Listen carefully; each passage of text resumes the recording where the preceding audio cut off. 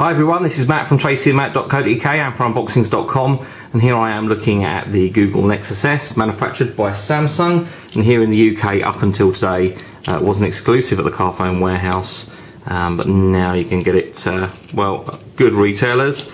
Our review model here came from Clove Technology at clove.co.uk. So I'm going to take a quick look inside, open up and have a look. So we have the handset itself on top with its now familiar curved display. We'll come back to that in a few moments. Also inside the box we have the safety precaution guide, a small warranty card, Samsung charger, which is a micro USB style charger, then a USB sync charge cable. It's good to see that they are both a normal charger with a captive cable and a USB sync charge cable, because often with these handsets you get a USB style charger, which means you have to do double duty with the sync charge cable. Then there's a headset, which is a wired headset. It's got a 4-pole 3.5mm jack on one end and an inline microphone with a simple push button. No volume control or media controls or anything else, but then really good headphones. I've used these headphones or this headset on quite a number of other Samsung devices, and these headphones are really quite good. So I guess most people are going to want to use their own headphones if they're going to use it for music, but you do have a reasonable set of headphones there supplied. Last of all, we have the battery, which is quite chunky, and anybody with existing Samsung handsets will find this battery design quite familiar. It's a 1500 mAh battery, so it should give us a reasonable battery life and runtime. Back to the handset, and let me just peel off the screen protector on the front. So starting with the front, as always, we have a 4-inch display, which is 800 by 480 pixels, or 480 by 800 I should say. Capacitive touchscreen, as one would expect, and as I say, it does have that curve to it, which is really interesting. There aren't too many handsets that have this. There's going to be the couple coming out over the course of this year.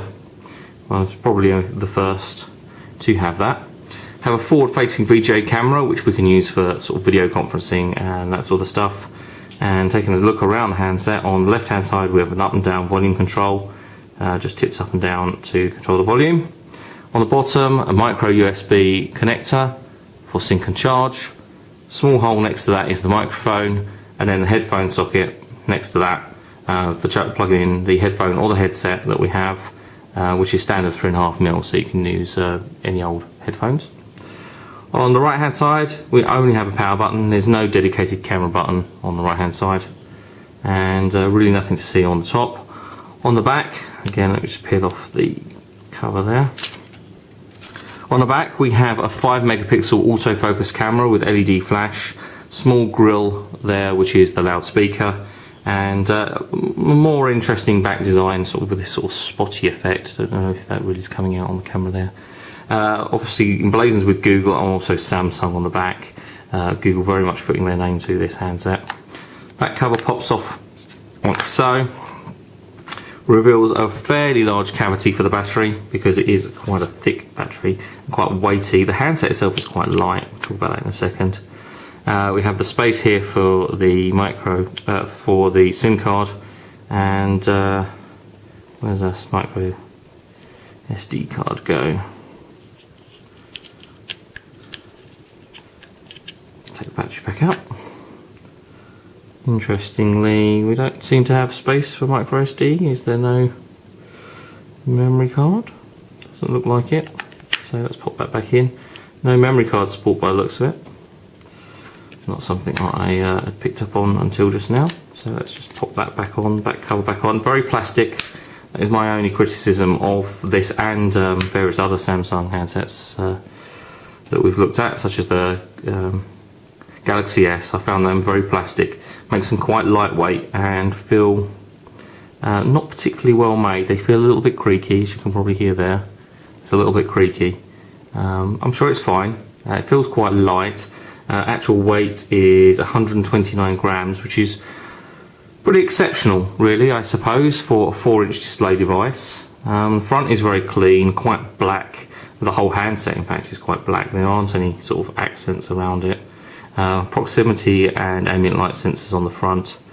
While that starts up, let me just do a quick rundown of the specification. As you probably know, it is Android, running 2.3 Gingerbread, the first handset to actually have that. 1 GHz processor, which is Cortex X8 Hummingbird, which is again not the most typically or most commonly used processor. When the handset's on, I'm not sure if you can see it with quite the bright lighting that we have here. We do have the touch sensitive buttons at the bottom that are back illuminated. So we have the back, menu, search and home buttons, but they are even sort of to the naked eye reasonably difficult to see. They're not ever so brightly illuminated. That's obviously a startup screen. We have 16 gig of built-in memory, which is probably why we don't have the external memory card support. Super AMOLED display, obviously as I say curved. Quad band for GSM and tri-band for HSDPA and 3G, which is again pretty good. It means it will roam more or less everywhere around the world. Pre-built with Google Maps and all that kind of stuff. Video recording up to 720p. Talk time 6.5 hours apparently, and standby time of up to 30 days. Well, I'd be very surprised to see that. 63mm wide, 124mm from top to bottom, and just a fraction under 11mm thick. It does feel quite thin, slim and light, but as I say, a little bit on the plastic side. Let's take a look then. A quick look at the operating system, which will be familiar to most, but we'll just take a look anyway. So we'll touch the Android to begin, and we'll skip the fact that we are without a SIM card. And as we can see there, very familiar sort of home screen with the animated backdrop, live wallpaper. Anybody that saw the original Nexus will be immediately familiar with that sort of arrangement. The Google search with voice search there, and well, it's a completely naked home screen at the moment. We can obviously set that up later. Android Market on this panel, and the controls here on this panel for Wi-Fi, Bluetooth and so on. That gives us that way. This way we have YouTube and something else that can't connect, so we've got 5 panels there. Touch button at the bottom brings up the full list of applications that are currently installed. With this nice arrangement, you can actually see there that they roll down at the bottom out of the way. Obviously we're shooting in rather bright conditions here, so we will have a sort of a more detailed demo video when we sort of have had a chance to be a bit more hands-on. So we go back home and we're going to the settings menu, and let's just turn on the Wi-Fi. Take a second to do, and we'll connect to a Wi-Fi network. Have the newer version of Android 2.3 onwards has a better keyboard, which is really good. There's a little bit of a gap between the keys. It does display what the additional functions along the top row are in terms of using number keys. Just a bit of a better keyboard.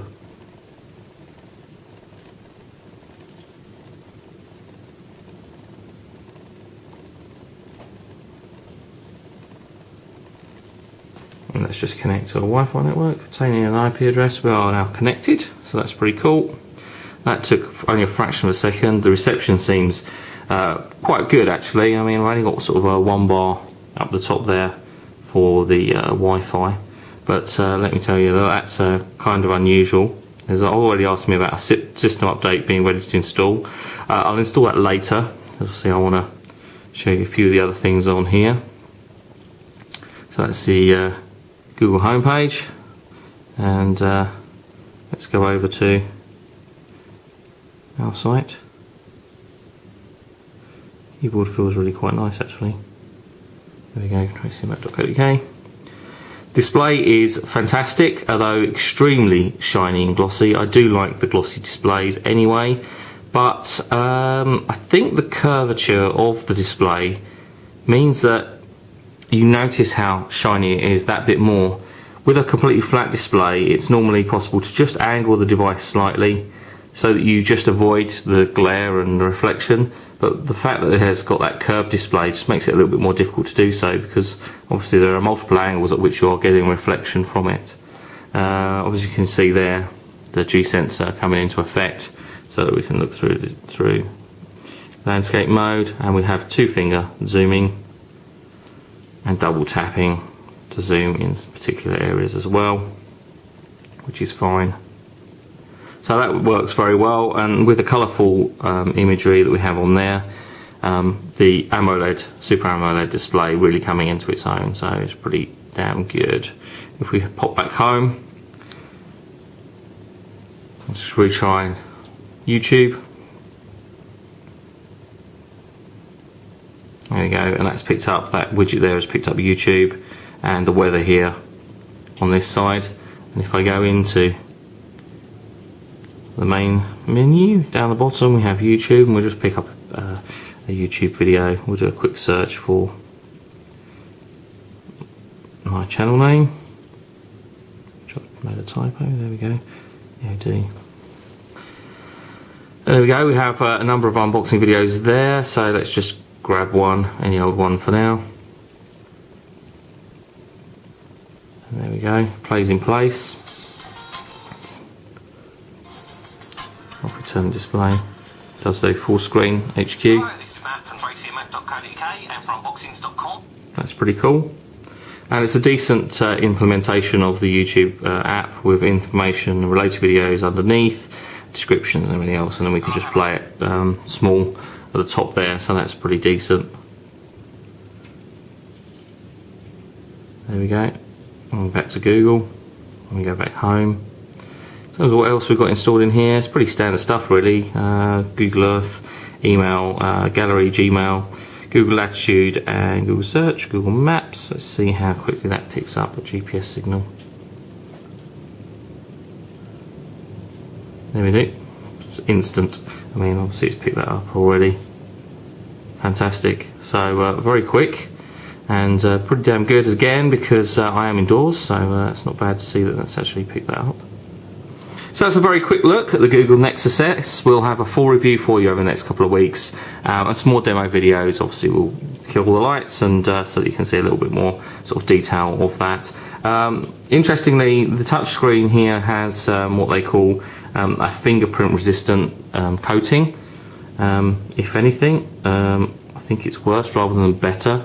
I'd say it's worse than my iPhone in terms of the fingerprints that are already on there, considering I've spent only a few minutes sort of really playing with it, and they're much more noticeable, but that's just a quick observation.